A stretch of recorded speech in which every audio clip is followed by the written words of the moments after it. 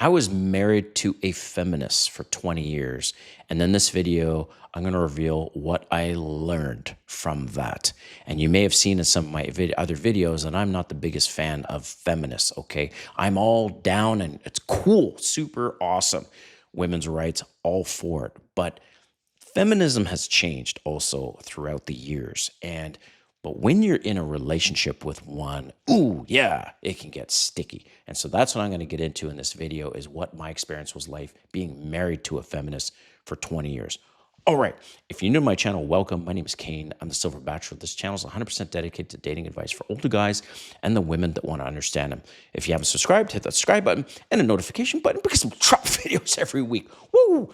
First, I'm launching a new clothing line called Silver is Sexy. That's right. Silver is Sexy is the name of my new clothing line. I'm going to have a variety of pieces at the time of launch, which is, well, I'm ready now, but some of those pieces are still coming in and stuff. But I didn't want to wait until I had everything all ready, and I wanted to tell you guys about this. A couple pieces I want to highlight, but first I talk about those pieces. I want to mention to you why I created this. So, of course, I've had this YouTube channel, and it's on dating advice for older guys, and meeting people, women specifically, organically is way better than dating apps. And so I got thinking, you know what?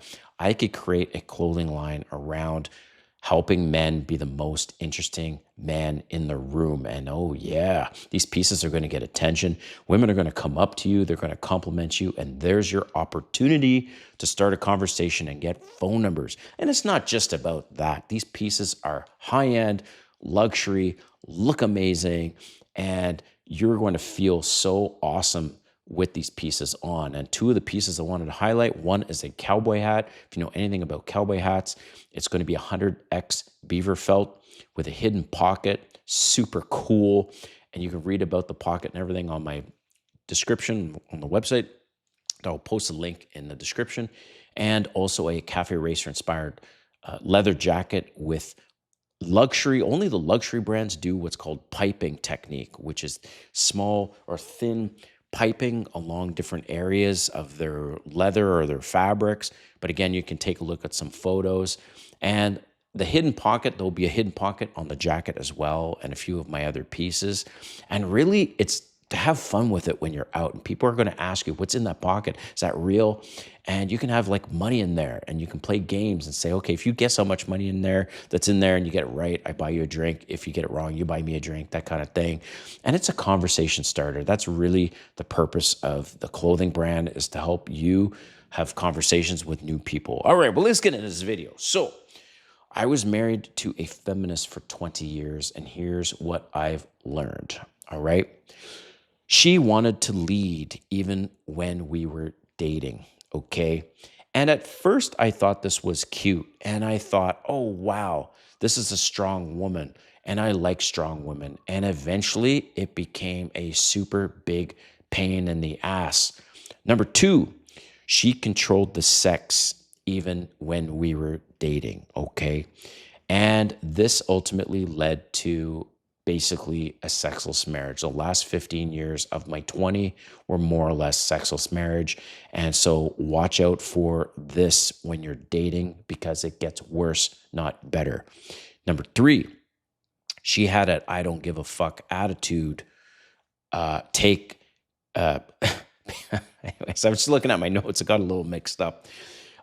She didn't take my last name. And I thought, oh, okay, she's independent. And I allowed it. And this was just another area of her having this I don't give a fuck attitude. And we should have had these conversations before, all right? And I didn't do that. Lesson learned on my part. Number four is she slowly over time emasculated me. And I allowed that as well, right? So for example, she didn't want to move to Atlanta. I live in Atlanta and I'm from Canada.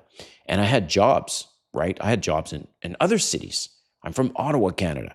I had jobs in Toronto or offers in Toronto, Vancouver. She didn't want to move anywhere, and I allowed that.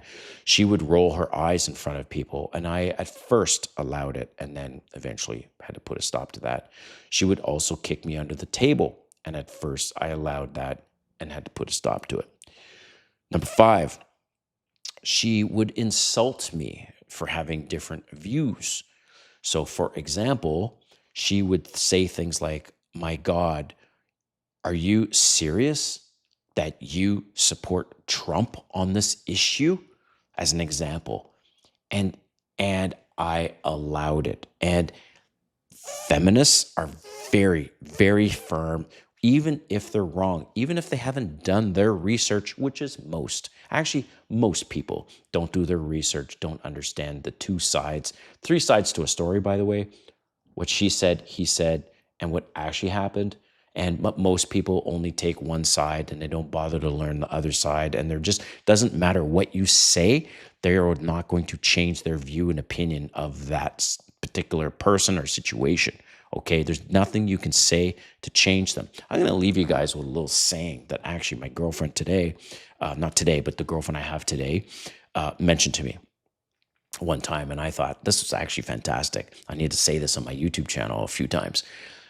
So if you know you're having a conversation with someone and it's not going anywhere, you could look at them and say, what does a honeybee is not going to waste their time trying to convince a fly that honey is better than shit.